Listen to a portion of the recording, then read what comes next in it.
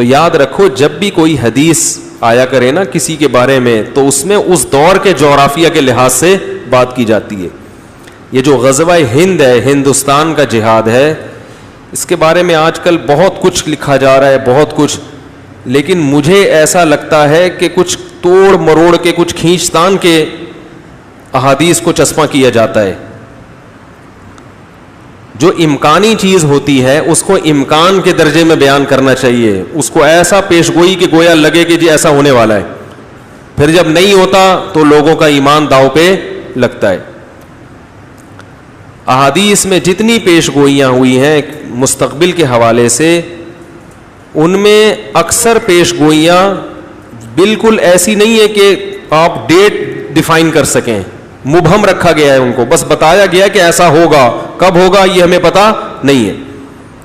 اور کچھ پیش گوئیاں تو ایسی ہیں کہ جو ایک دفعہ پوری ہو چکی ہیں, اب دوبارہ بھی وہی پیش گوئی ہوگی کہ نہیں ہوگی یہ یقینی طور پر ہم نہیں کہہ سکتے.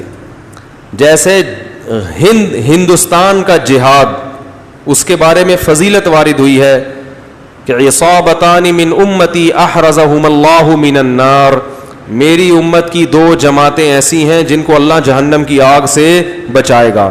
عصابۃ تغزو الہند, ایک وہ لشکر جو ہندوستان پہ حملہ کرے گا, وعصابۃ تکون مع عیسی ابن مریم, اور ایک وہ لشکر جو حضرت عیسیٰ کے ساتھ مل کر لڑائی کرے گا. اب ہندوستان کا جو جہاد تھا اس میں جب حملہ ہوا جن لوگوں نے ہندوستان پر, وہ اس فضیلت کے یقینی اہل ہیں. اب دوبارہ حملہ ہو یا ہوگا, یہ لوگ اس حدیث میں داخل ہوں گے کہ نہیں ہوں گے, اس کے بارے میں حدیث خاموش ہے. تو اب اس میں اجتہادی رائے ہے, کچھ کی رائے ہو سکتی ہے کہ ہوں گے, کچھ کی رائے ہو سکتی ہے کہ نہیں ہوں گی, کیونکہ ایک دفعہ جو اصل پیش گوئی تھی وہ پوری, بولو بھائی, ہو چکی. جیسے حدیث میں آتا ہے لَتَفْتَحُنَّ الْقُسْطُنْطِينِيَّةَ وَلَنِعْمَ الْأَمِيرُ أَمِيرُهَا وَلَنِعْمَ الْجَيْشُ جَيْشُهَا, کہ تم ضرور بالضرور قسطنطینیہ استنبول پہ حملہ کرو گے اور اس کو فتح کرو گے, اور اس وقت کا سب سے بہترین امیر وہ ہوگا جو قسطنطینیہ پہ حملہ کرے گا, اور وہ لشکر سب سے بہترین لشکر ہوگا جو استنبول پہ حملہ, استنبول کا دوسرا نام قسطنطینیہ ہے, اس پہ حملہ کرے گا. یہ فضیلت سلطان محمد فاتح لے گیا. ہٹو بچوں, ہو گیا کہ نہیں ہو گیا؟ یہ فضیلت کس کے حصے میں آئی؟ سلطان محمد فاتح کے, کیونکہ استنبول کو فتح کرنا آسان کام نہیں تھا.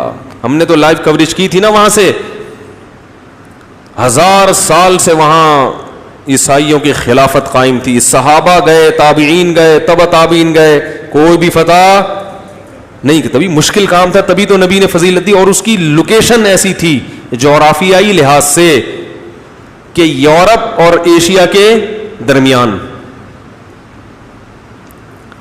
تو اتنی بڑی دیوار کو فتح کرنا اور پانی پہ, خشکی پہ کشتیاں چلانا, تو یہ فضیلت کس نے حاصل کر لی؟ سلطان محمد فاتح نے. اب اگر دوبارہ استنبول پہ ضرورت ہوئی جہاد کرنے کی تو پھر یہ فضیلت اس دوسرے کمانڈر کے حق میں یقینی, بولو بھائی, نہیں ہے, کیونکہ اب وہ بات تھوڑی ہوگی. پھر اس کو ہم ویسے ہی کہیں گے کہ بھئی جہاد کی علی الاطلاق فضیلت ہے کہیں بھی ہو. دوسرا, اس بیس پر بلا وجہ استنبول پہ حملہ کوئی کرے, یہ ہو رہا ہے آج کل. میں آپ کو بتا رہا ہوں, احادیث کو جس نے جو کرنا ہوتا ہے نا اس کو اپنے مطلب کی حدیث مل جاتی ہے. اب اگر اس حدیث کو بنیاد بنائے, کوئی جماعت بن جائے, کوئی تنظیم لڑکوں کو جمع کرے, آؤ ترکی پہ حملہ کرتے ہیں, کیونکہ ترکی میں بے حیائی بہت ہے. لوگ کہیں بھائی طیب اردوغان کوشش تو کر رہا ہے, کہہ رہے یہ کوشش یہ سیاست کی کوشش ہے, یہ اچھی کوشش نہیں ہے, سیاست سے کچھ نہیں ہوتا, اصل تو جہاد سے ہوتا ہے. اور لوگوں کو جمع کر کے اچھا بھلا ترکی کی واٹ لگا دے, ٹھیک ہے نا, اور جب دلیل پوچھی جائے تو دلیل دے. نبی نے فرمایا سب سے بہتر جہاد اور امیر کون سا ہے؟ جو استنبول پہ حملہ کرے. تو بتاؤ اس کا اس موقع کے لیے اس حدیث کا استعمال صحیح ہوگا؟ آواز گونج تو نہیں رہی؟ صحیح ہوگا؟ نہیں ہوگا. ہم گراؤنڈ ریئلٹی کو دیکھیں گے, بھائی اس لڑائی کا فائدہ ہے یا نقصان.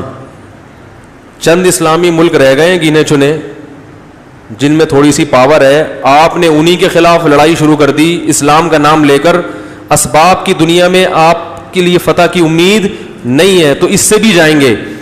اب وہ کہہ نہیں حدیث میں آتا ہے کہ سب سے بہتر لشکر, تو بھائی وہ سلطان محمد فاتح یہ فضیلت حاصل کر چکا ہے, اب آپ کو زیادہ فنٹر بننے کی ضرورت بولو بھائی نہیں ہے. تو اسی طرح غزوہ ہند کے بارے میں یا اور جس طرح کی روایتیں, ان میں یقینی طور پر تو وہ مجاہدین فضیلت حاصل کر چکے ہیں جنہوں نے ہندوستان پر اسلام کا جھنڈا لہرایا. اب دوبارہ اس حدیث کا مصداق وہ لڑائیاں ہیں یا نہیں ہے, ان سے احادیث خاموش ہیں, تو اس میں یقینی طور پر اس فضیلت میں داخل کرنا یہ محل نظر ہے, اس پر اشکال ہے.